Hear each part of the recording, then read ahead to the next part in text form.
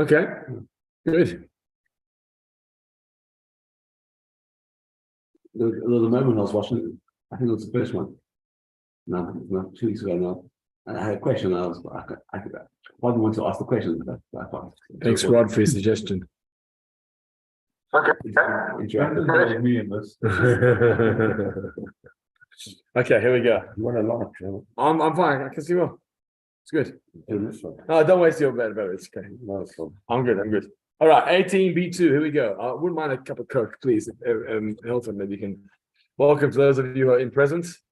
Despite the challenges of light, we have light. And nice to have you guys here with us in person. Those of you who are watching after, hope you're enjoying, and we'd love to see you in person too. Okay, 18B2. Thank you. Baruch atah Adonai Eloheinu melech haolam v'shalom. Johnny, you got 18B3? Yeah, in the bottom there, because we spoke about the mincha. Remember, if you can mix in the mincha. Oh, we just got a bit of an issue here. We're going to figure out where we're up to. In that bottom corner, remember? Yeah, mixing, right. Okay. Do it again. I'm surprised, but it's very much connected to the previous piece.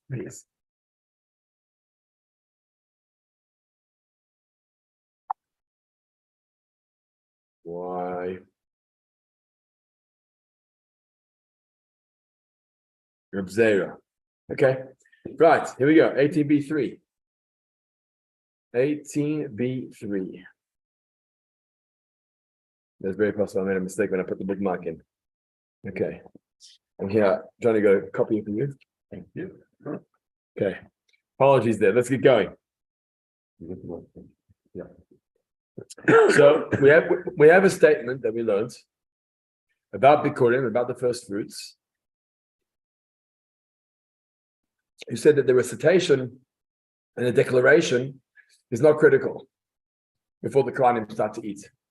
The main thing is that the owner who brings the Bikurim puts it down by the Mizbeach. That's a sign of commitment to Hashem. That's the main thing.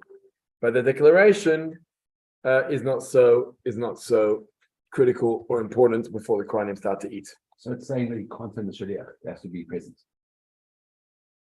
No, he could say the shaliach who just puts it up. Someone has to put it down by the Mizbeach. Whether it's him or someone in Yes, in case of him. someone who brings it up. But the point is, it has to be brought into the Beit HaMikdash by the Mizbeach.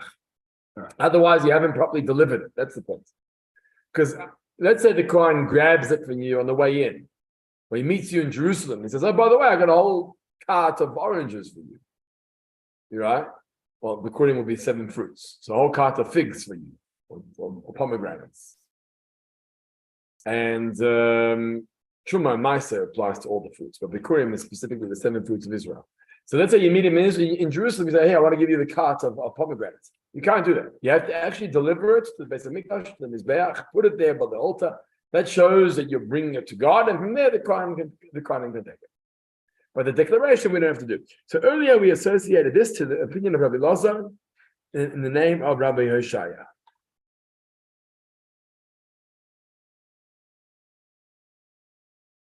Acha bar Yaakov masni la kadav asi am Rabbi Yochanan. Rabbi Acha bar Yaakov taught this statement in the name of Rabbi Asi, in the name of Rabbi Yochanan. The Kashile, but the problem is, if he teaches it in the name of Rabbi Asi, in the name of Rabbi Yochanan, he's going to have a question of Rabbi Yochanan against Rabbi Yochanan. He's going to have 2 conflicting statements in the name of Rabbi Yochanan. Where do we see conflicting statements? Umi Omar Rabbi Yochanan.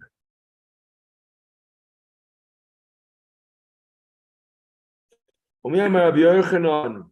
Bikurim hanocha ma'akebes bahem. Are you telling me that Rabbi Yochanan said, when it comes to Bikurim, that putting it down by the altar, putting it down by the Mizbeach is essential, but the declaration, the recitation is not essential? Is that what you're saying?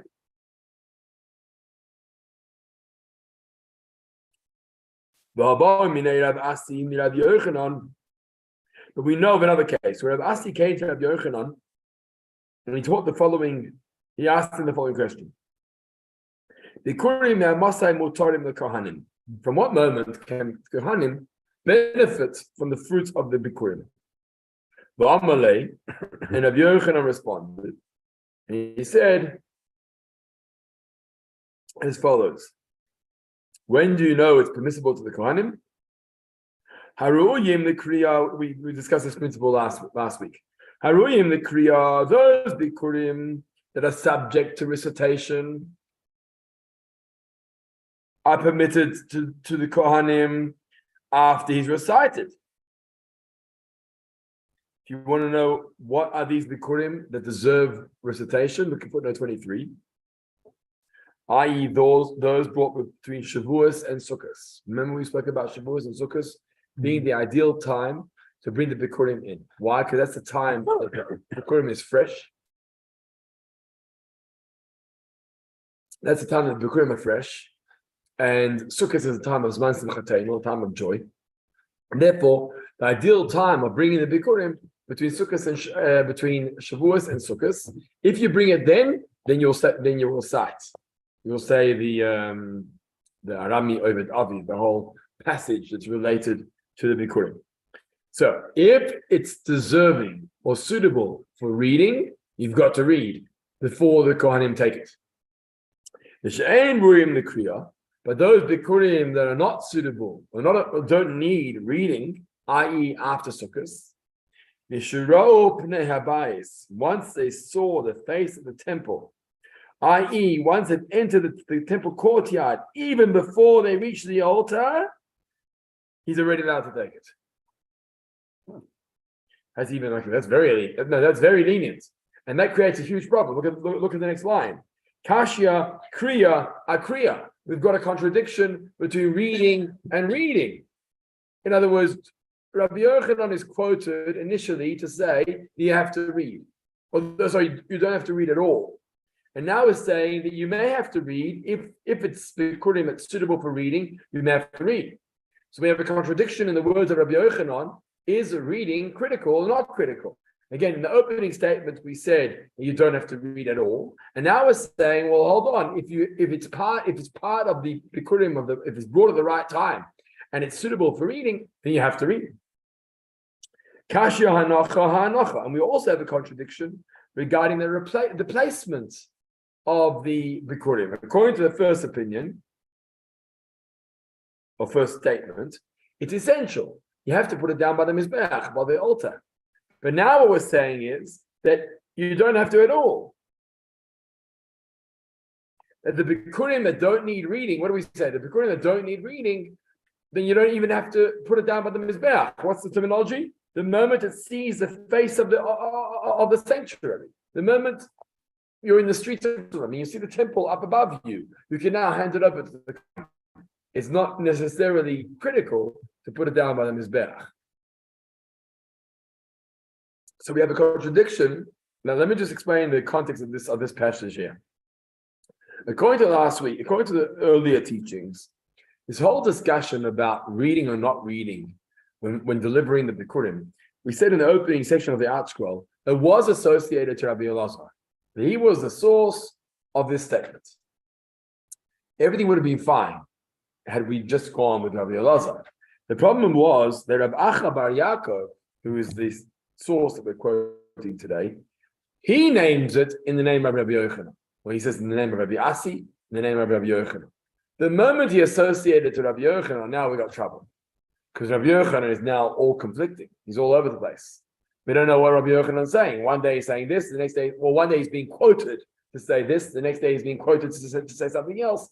So as a result, this created a lot of confusion in the Gemora. And now we're going to try and resolve these conflicts, the contradiction regarding the contradiction regarding reading, and B, the contradiction regarding placement of whether or not you have to place it on the Mizbeach. Okay, remember, all this is not necessarily a logical debate. This is based on the wording of God, the wording of the Torah, right? In other words, we're going to see now how much what I'm trying to say is we're not debating a logical debate of the Torah says you should bring it and you should read it. Okay, what happens if I didn't read it? That's the question. The Torah says you should come in and put it by the Mizbeach. What happens if I didn't put it by the Mizbeach? That's the question. So it's not really a logical debate. It's debating principle of Torah. How do you interpret Torah law?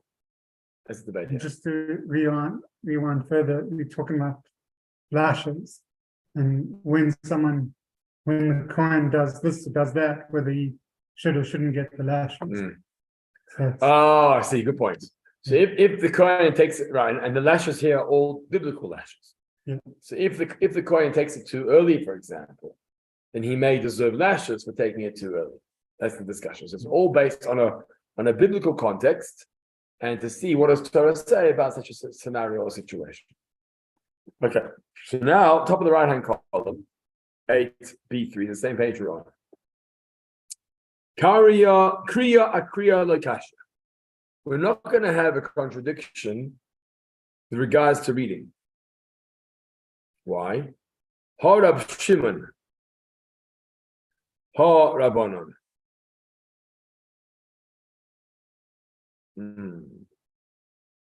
Now we're changing the source again. 26.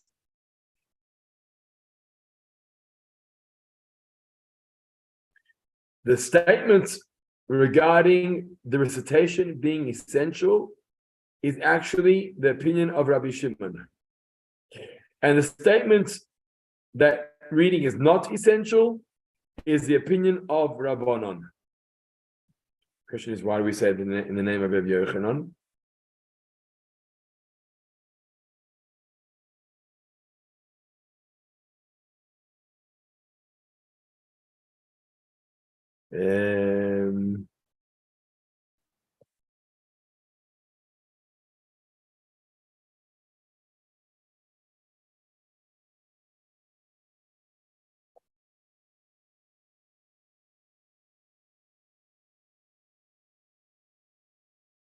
Let's see in a second. We'll come back to that. Hanocha nami lo kasha. And putting it down or placing it is also not a contradiction. Ha Rabbi Yehuda, the first opinion, or the second one is the opinion of Rabbi Yehuda, who holds that placement before the altar is never an essential factor. But Ha Rabbanon, and the first statement that says it is critical, is holding like the words of the Rabbanon. Does that mean in both these cases, Rabbi Shimon and Rabbi Yehuda on the minority? Correct, yeah. You have Rabbanon, meaning you have a group of rabbis. Okay. And then an individual, you have Rabbi Shimon as an individual, or Rabbi Yehuda as an individual. These are minority opinions. Sure, is exactly. there any significance that in the second one he quotes the second one before the first? Yeah, I noticed that. It was the second one more fresh in my memory. But the first one is quite the first one, and then quotes. Yeah, I'm not. Yeah. Don't know about that. What's more bothering me is how this works with the opinion of Rabbi Yochanan, because earlier we said that he's quoting it in the name of Rabbi Yochanan, and therefore we have a contradiction between Rabbi Yochanan's statement and Rabbi Yochanan's statement. What is the answer? That we're quoting the opinions of Rabbi Shimon versus Rabbanon, and the opinion of Rabbi Yehuda versus Rabbanon. How does that solve the problem of Rabbi Asi in the name of Rabbi Yochanan? Unless Rabbi Yochanan was quoted Rabbi Yehuda. Was quoting the opinion of Rabbi Yehuda. Further level. In other words, right. In other words, he wasn't. Okay, so I think that may be the answer. Rabbi Yochanan is speaking on behalf of other people's opinions, not necessarily quoting his own opinion. Rabbi Yochanan is saying that according to Rabbi Shimon, this would be the psak, and according to the rabbis, this would be the psak. And so he was actually giving an objective shiur, where he wasn't actually stating his opinion, but rather he was quoting the context of another opinion in that context. And therefore, that would explain why his statements are conflicting. Why would Rabbi Yochanan say A in one place and B in another place? Is because if you're quoting one sage, in one place, you may be quoting a separate sage in another place. I think that's the way. In which one? 27. Oh, thank you. So Rabbi Yochanan did not state contradictory personal rulings, but on two occasions. very good. Conflicting. How come I missed The that neighbor. footnote? Thank you. Why not? Oh, I see that. Yeah, correct. Okay, 27. One of the Gemora, why don't you go the extra step? Rabbi Yochanan, who says in the name of. Now you want to know why it wasn't said that way? Yeah. Yeah. No. So I think that's what we're trying to clarify now. In other words, it should have said that. Should have said. Rabbi Yochanan said the name of Rabbi Shimon. Rabbi Yochanan said the name of the rabbis. Yeah, should have said that. Okay. Now we're going to try and unpack the last one. We quoted the opinion of Rabbi Yehuda and Rabbanon, whether putting it down is essential or not. The Rabbanon hold that it is essential to put it down by the Mizbeach, and Rabbi Yehuda says no, you don't have to put it by the Mizbeach. So we're going to go now to the origin of that debate. Now, Rabbi Yehuda, where do we see the opinion of Rabbi Yehuda that putting it down by the altar is essential? The Tanya, because we learn in a Brisa. Okay, so the Brisa again is like a Mishnah. It's like the original statement of the Tanoim, of the Mishnaic sages. Yeah, John, you know where we are? Yeah. The Tanya says something like this. Rabbi Yehuda says, "Hinachtoi zotnufa." When it talks about placing it before Hashem, what it actually means is waving it. In other words, it should be waved. If you look at footnote 29, he clarifies this point.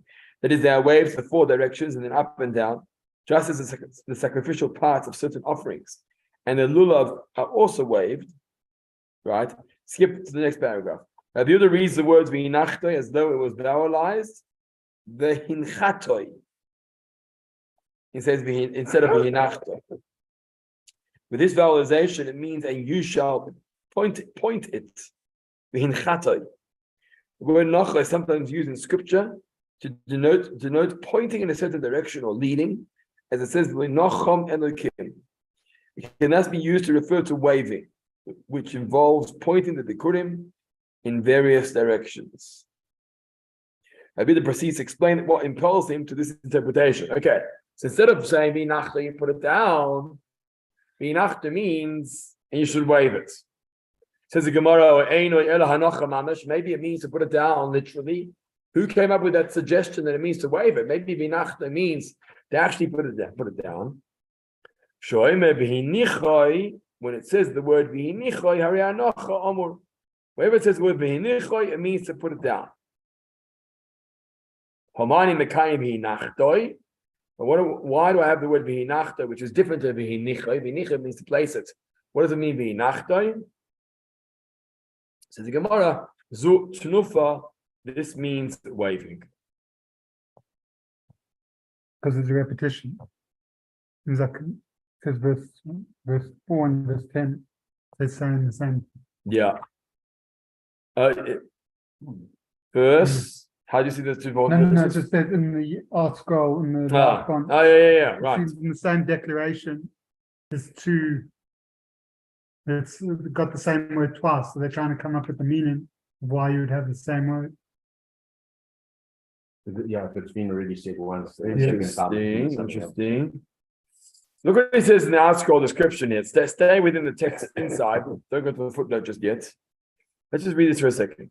Since Rabbi Yehuda interprets the Torah's second command to place the bikurim as teaching the new procedure of waving, because he's teaching us the waving part, the first command to place them is never repeated. In other words, it says to place them only once.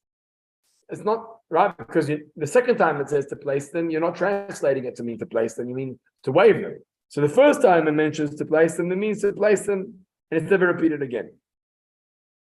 Accordingly, it sounds like in the order that it's written, that you place it on, and then it's saying you pick it up and you wave it. I don't know. Sure, you know what I mean? Logically, you wave it. Okay, we'll come back to this point. Look at the actual verse itself is quoted, and then we discuss the Hebrew text. So look at Torah or Hashalem, which is the inside of the Hebrew text, the inside commentary at the bottom left.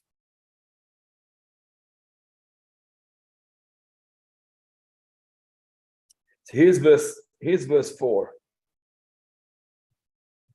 Dalet. No, sorry, it's not verse 4. It's verse 10. Source number Dalet. Now, on the Hebrew side, you don't have it.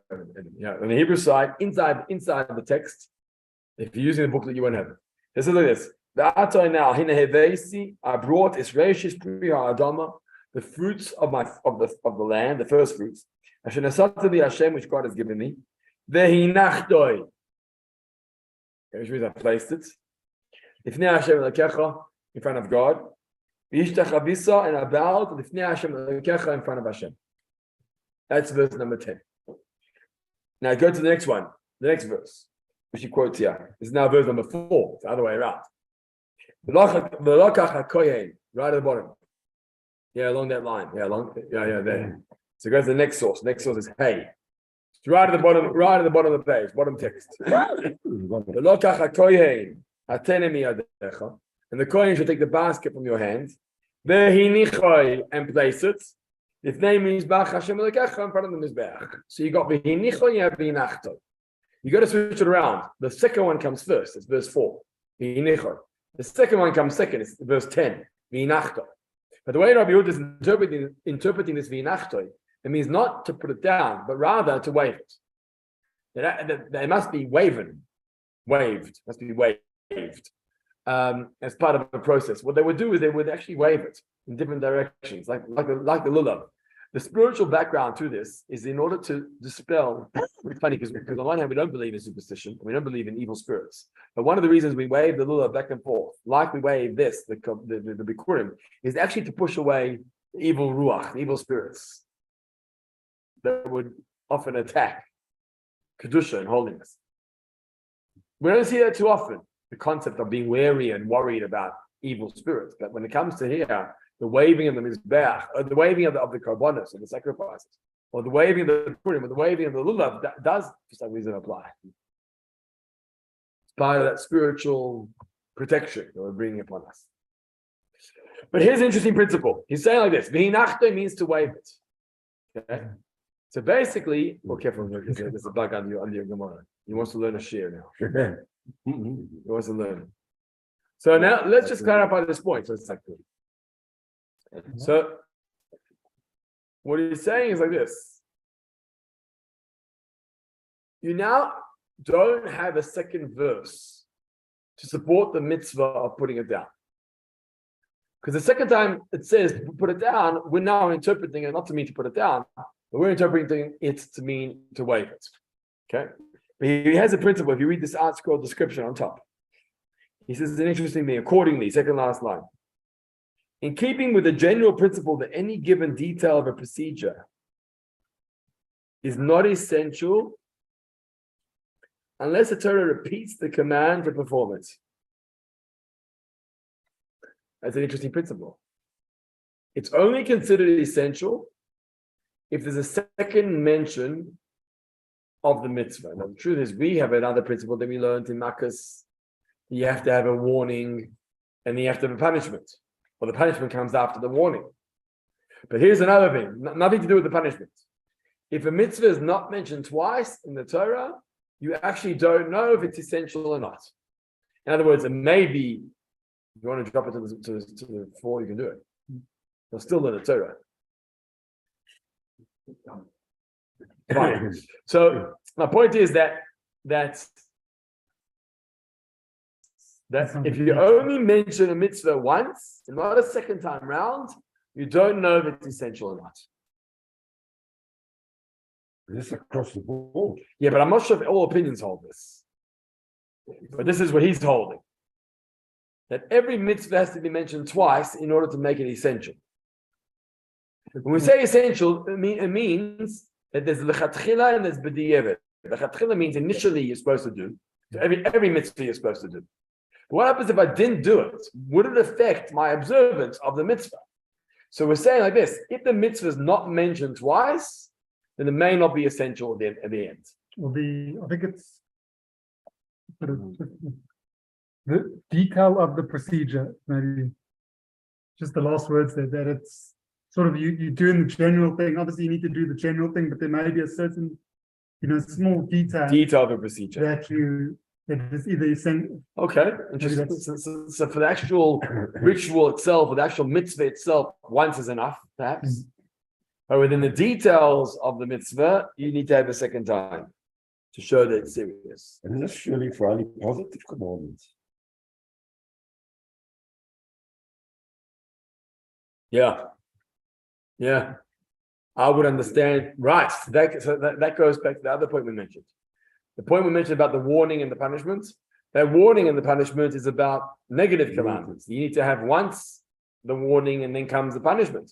But here we're talking about the context of the positive mitzvahs. In order to show that something is so essential, in positive observance, the Torah would mention it twice.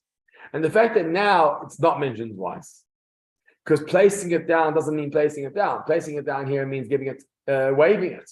So therefore, placing it down is not mentioned twice. If that's the case, it's not essential. If that's the case, Rabbi Yehuda says that putting it down by the Mizbeach is not essential. Ideally, you should. That's the instruction. Put it down by the Mizbeach. If you didn't, okay, the Torah allowed you to move on.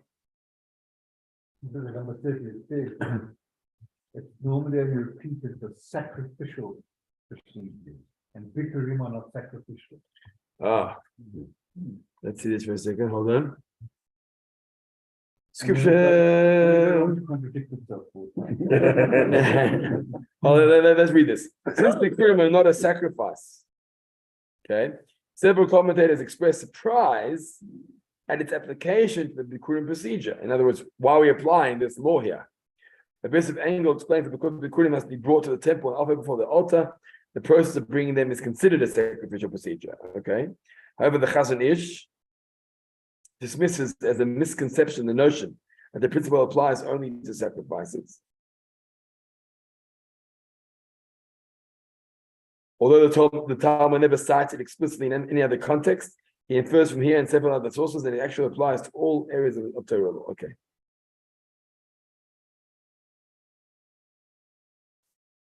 Okay, let's get back into the Gemara again. Okay, now here comes the question. We quoted a brisa. The brisa says of Yehuda, and Rabbi Yehuda says v'inachtoi means to wave. V'inachtoi doesn't mean to place it down, to put it down. V'inachtoi means to wave. What's the Gemara is saying, and who's the opinion who opened up the brisa? Who was the Tanakama, the first opinion of the brisa? Before Rabbi Yehuda came along to argue on him, what was the original statement of the brisa? That's what we're asking now. Who is the Tana who disagrees with Rabbi Yehuda and begins with the approach, the opinion that putting it down by the Mizbeach is essential? Who is that opinion? He says Rabbi Eliezer ben Yaakov here. It's the opinion of Rabbi Eliezer ben Yaakov. The Tanya, as it says in the brisa, where do we get this from? And the kohen will take the basket, hatene, miyadecha, from your hands. Limeid, what's the new one? Limeid ala bikurim, shetu'unim tenufa. From here we learn that the bikurim need waving. I'm not sure where you see in those words it needs waving. It says the kohen should take the basket from your hands. From here we learn that there must be waving. Where do we see that? We'll soon see. Divrei Rabbi Eliezer ben Yaakov. These are the words of Rabbi Eliezer ben Yaakov.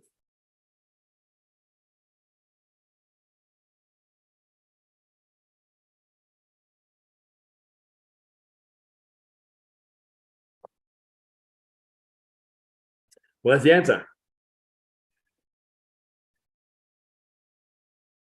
Rabbi Yehuda learns.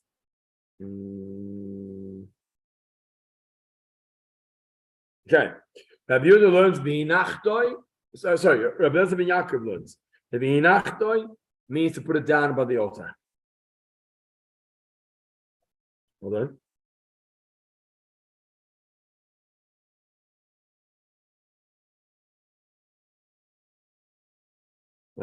No. Okay, sorry. Let me just clarify. We're playing around with verses here, so it's a little bit more challenging to explain the context. Let me just explain something. Now, the Yehuda said that the verse 10, V'hinachta, should not mean to put it down by the Mizbeach, but rather V'hinachta means to wave it. Now, Rebbe Yaakov doesn't learn it that way. Rebbe Yaakov says there's another verse that tells you that he waves it. What's that verse that tells you that he waves it? The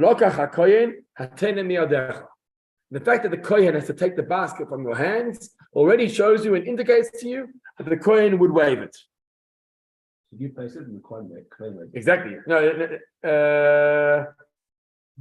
no. Like What I mean, taken from your hand. no, exactly. You got to put it down. Oh, okay, fine. So what it is, you put it down, then you lift it up again, and together with the Kohen, you're going to wave it together. It actually says that the owner and the Kohen would hold it hand in hand. Okay, so you put it as the owner, you put it down by the Mizbeach, you then pick it up again, and together with the Kohen, you wave it together. So Rebbe Yaakov says, I have a specific verse for this. The verse is, "V'lokach hakohen hatene miyadecha," and the Kohen should take the basket from your hands. From here, we learn that it needs waving. Now, if he does it like that, if that's how he learns it, then the word v'hinachtoi is now free. What do you learn from v'hinachtoi? So then it says, you'll learn from v'hinachtoi the literal meaning of v'hinachtoi. What does the literal meaning of v'hinachtoi mean? Put it down by the Mizbeach. So now, according to him, you've got two verses saying the same thing. You have the word v'hinichoi, and you have the word v'hinachtoi. Two mitzvahs saying the same thing. What do we learn? That when you repeat the verse or the instruction, it tells you how essential it is. So Rabbi Yaakov will be of the opinion that putting it down by the Mizbeach is essential because there's two words to support that, v'hinichoi and v'hinachtoi. And according to Rabbi Yehuda, it will not be essential because v'hinachta is talking about waving, not talking about putting it down.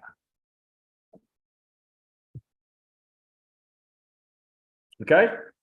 Now,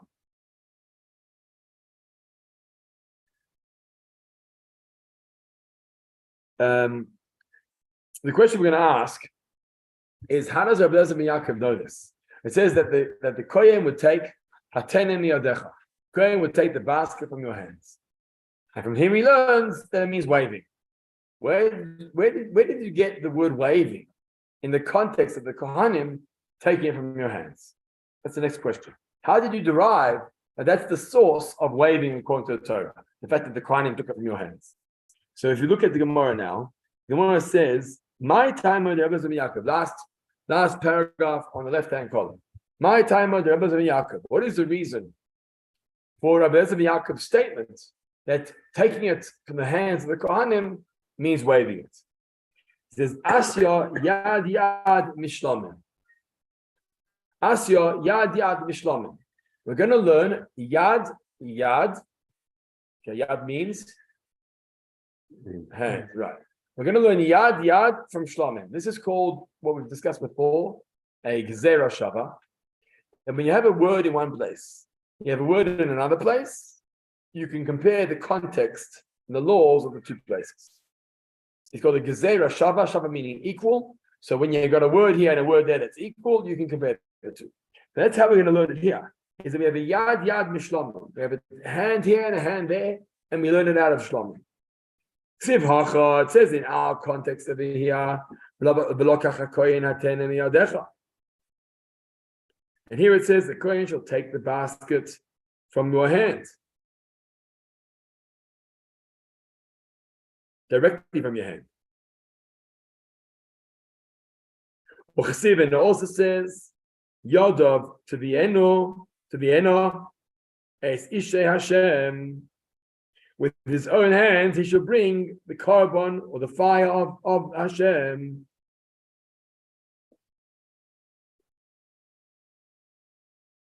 With his own hands, he shall bring the fire offerings of Hashem.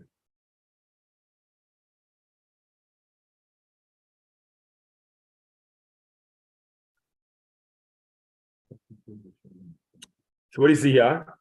That hold on. So just like he says, just like the Bikurim procedure, just like the Shlomim, needs waving because it says to wave it.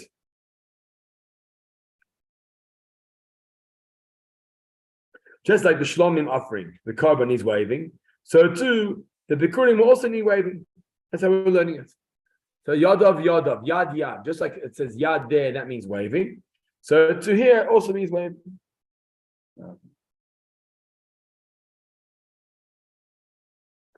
Okay. Now let's continue. Let's continue the comparisons. Makan kohen, just like in the case of the bikurim. We're going the other way around now. Just like in the case of the bikurim, who does the waving? The kohen does the waving. The kohen is the one that does the waving. Kohen. So too, in the context of the shlomim offering, who's going to do the waving of the shlomim offering? It's also going to be the kohen, even though it only says, only mentions the hands of the owner. Even though the context of the verse only alludes to the owner waving. But because we learn yad yad, so we compare the two cases to each other. So we say just like, right? So remember the order. Just like the shlomim is just like the shlomim is waving it with hands means to wave it. So too, by the bikurim, hands means to wave it. First time. Second of all, just like the bikurim, who did it? The owners did it. Sorry, the kohen did it. So too here in the case of the shlomim, the kohen will be the one responsible for shaking. So that's how we compare and learn out law from law. Here's another one. Ma lahalon ba'alim, just like there in the case of the shlomim, it's the other way around now again. Just like in the case of the shlomim, the owner must wave it as well. So they do it together. So the owner must wave as well because it says clearly that the owner brings it. The owner must wave it. I've combined them, so too over here in the case of the bikurim, the owner also must be involved in the waving as well.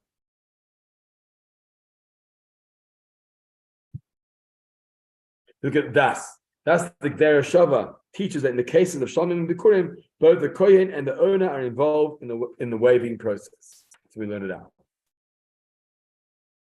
Well, I understand, but what they're saying is that because of the wording in the shlomim offering, and it's the same as in this bikurim offering, you assume that because there's waving in that, there's waving in that. Yes. And because of the kohen waving here, the kohen has to wave here. And because now the last one is, and because the owners waved here, the owners must wave there.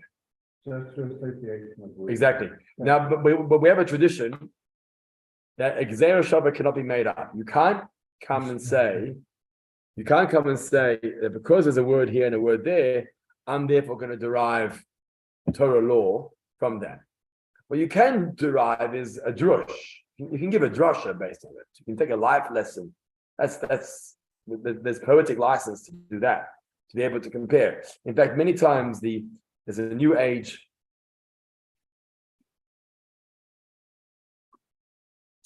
There's great teachers of Tanakh today. Great teachers of Tanakh today who are doing this work of finding comparisons of words and learning from those words, great insights into Tanakh. It's a style that's been written already, I would say, for centuries. But lately, there's been a new. So computers have had right, excellent. So computers have assisted the teachers of today of finding new insights. Excellent, finding new insights of comparisons of words around Tanakh. Very good. So obviously, if it's one word, it's one. But if it's two or three or more, it becomes even more. And exactly. And what they're finding today, thank you, help me clarify this point because I'm just trying to explain why this is new age. I think it's new age. I think the style of Tanakh learning was always there, but it was limited to people who knew how to cross-reference. But today, what's becoming more so common is Tanakh teachers who are obviously relying on computer systems that are pulling up words in different areas, and they're studying the context of each subject, each chapter in depth, and coming up with huge insights into the biblical narrative and the storyline based on comparisons of different sources of text. Now, that is, in a way, poetic license, but you can never do that to paskin law and halacha. You want to use that to understand what Yaakov was feeling at the time of, his death on his bed, or Yitzchak, with any episode of Torah that you want to try and find understanding and insight, okay, you can sort of cross-reference. But for halachic purposes, you can't cross-reference unless it's traditionally given down to us from Moshe at Sinai. He's the one that told us which texts can be compared to one another. So there was like a pre-existing list on Gzera Shabbos. It's an oral, verbal list of Gzera Shabbos.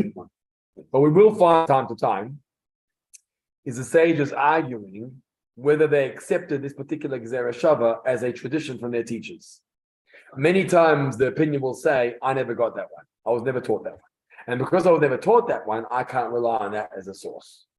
If you were taught that one, that's nice for you. Maybe your teacher taught you that. I never learned that one from my teacher, therefore I cannot rely on that. Just to show you the authenticity here. I cannot rely on that as a Talmudic or biblical source because I never received that from my teachers. So either I'm going to have to find another source, or I'm going to have to argue with you because I never received that tradition. But so this is not related to in the Shabbos where we say it is. Different 13 different. Very good. This is it. This is it. This is one of them. Gezerah Shava is one of them. So the two most, I don't know if I missed it, what we had a few weeks ago, the Kal V'chomer. And the other one. It's the first two. Okay. Kal V'chomer and Gezerah Shava. That's the first two we've looked. Kal V'chomer is light and heavy. Comparisons of a light case and a heavy case. Lenient and things. Yeah, lenient and more strict and comparing the two. Lenient and strict. Yeah. It's 2 words. Similar to each other. Yeah. Exactly. It must be similar or must be the same. Same roots, same shorish. Okay, so let's get back here. The Gemara ends. We just finished up that long paragraph there with a practical question. How do you have Kohanim and owners waving it together? Because one verse alluded to the fact that you need Kohanim to wave, and one verse alluded to the fact that you need the Baalim and the owners to wave. How do you actually do it together? So Hokay said, how does it work? Maniach kohen yodav tachas yidei Baalim. The kohen puts his hands under the hands of the owners. Umenif, and he then waves it together with him. If you look at footnote 35, the owner holds onto the upper rim of the basket, while the kohen places his hands beneath its base. Interesting. The kohen cannot literally place his hands beneath those of the owner, for the waving would then be invalid due to the interposition, chatitza, between the kohen's hand and the basket. Oh, interesting there. Oh, wow. Yeah, because then the owner's not. Then he's not actually waving it, right? Coin, yeah. So what's happening is the owner's holding the top. He hands it into the hands of the Kohanim. Either it's got a handle or it's got something. Yeah, some sort of rim. He hands it down into the hands of the, but doesn't let go. He still holds on while the Kohanim hold it from the bottom, and together they're going to do their waving around. And again, that's the instruction of the Torah. The view says it has to be done simultaneously. So that you take a chance. Why not first the coin and then, or first the owner and then the coin? I think it's got to do with the pasuk. V'lokach hakohen hatene miyadecha.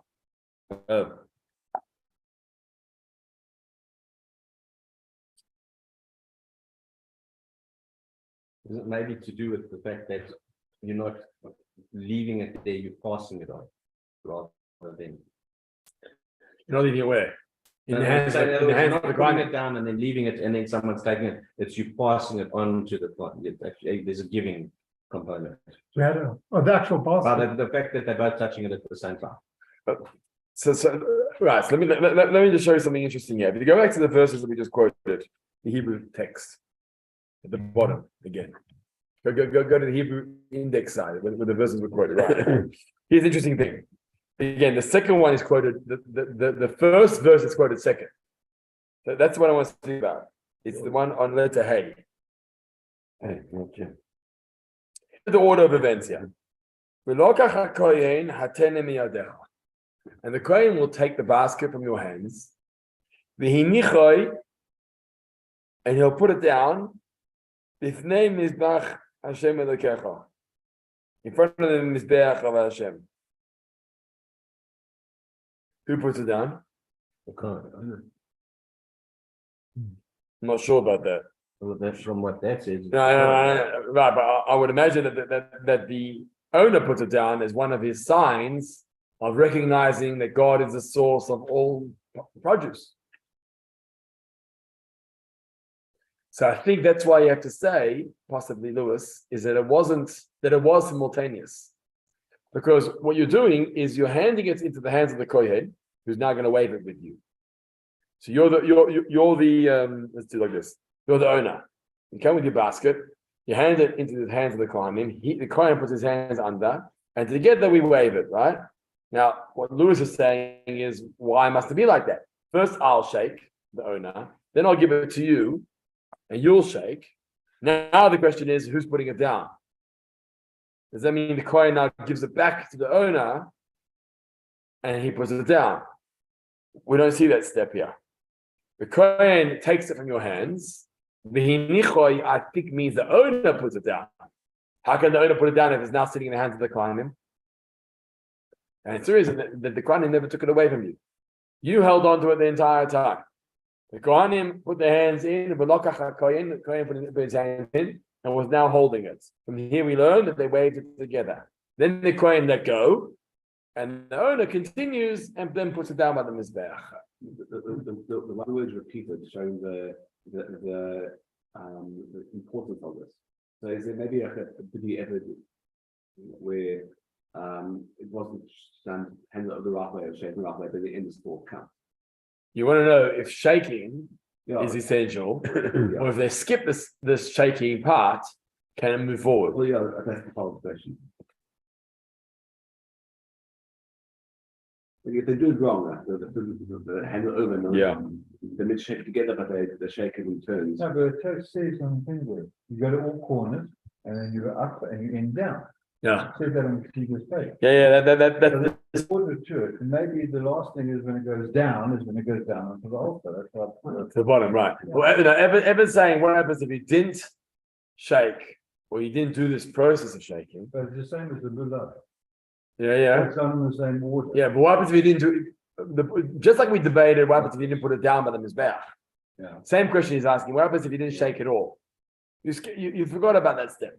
You forgot to give it to the kohen to shake with you. So instead of shaking with you, you put it down straight by the mizbeach.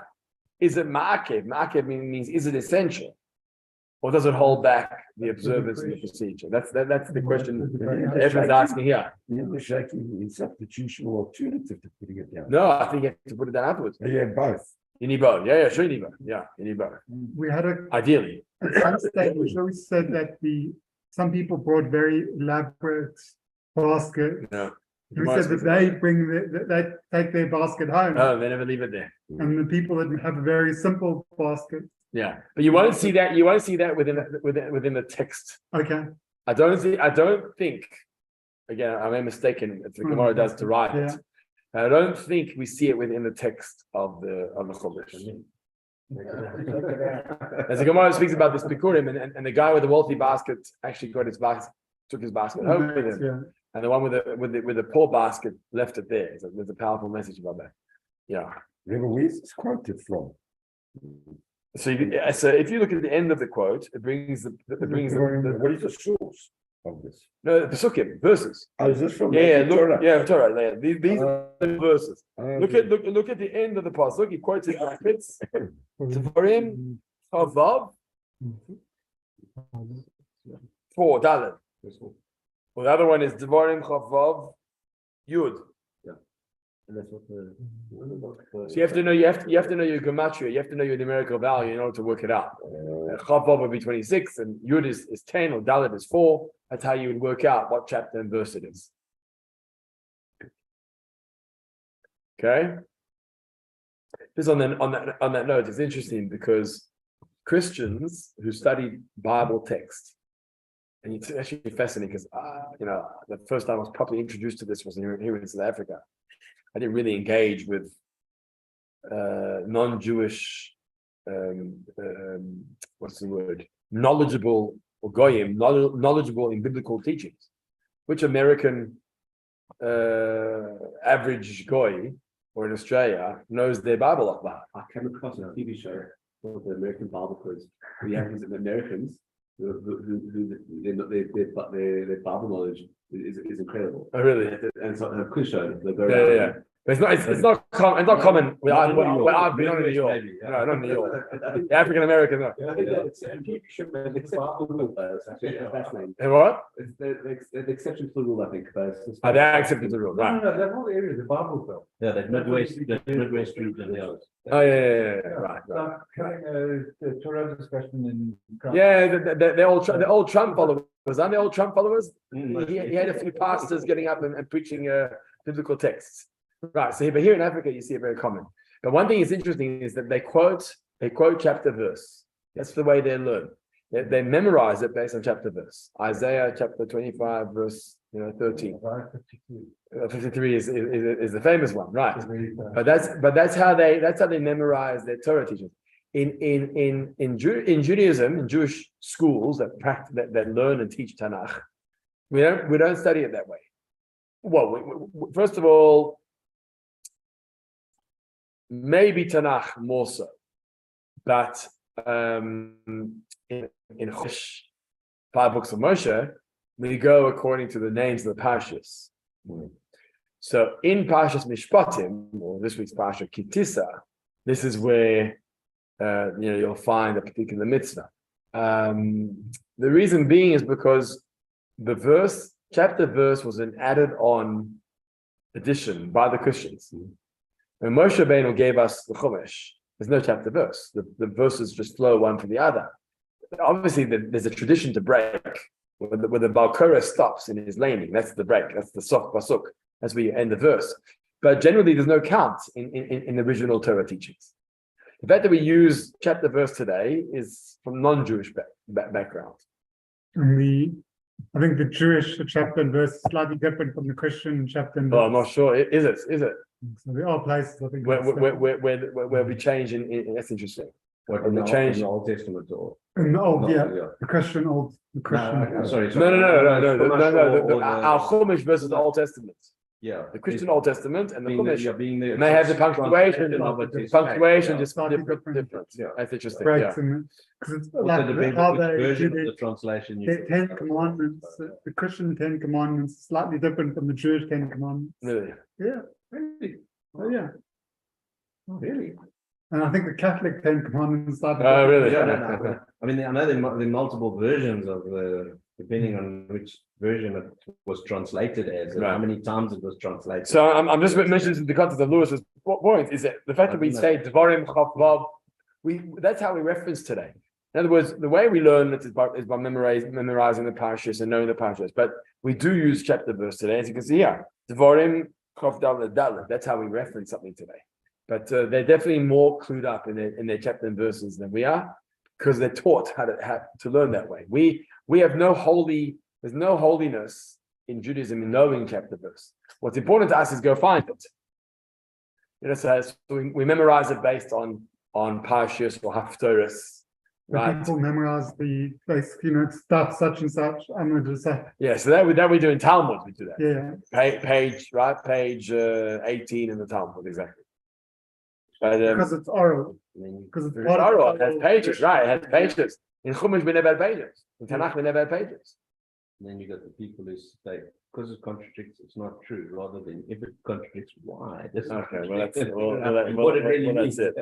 Okay, so that brings us to the end of that piece. The next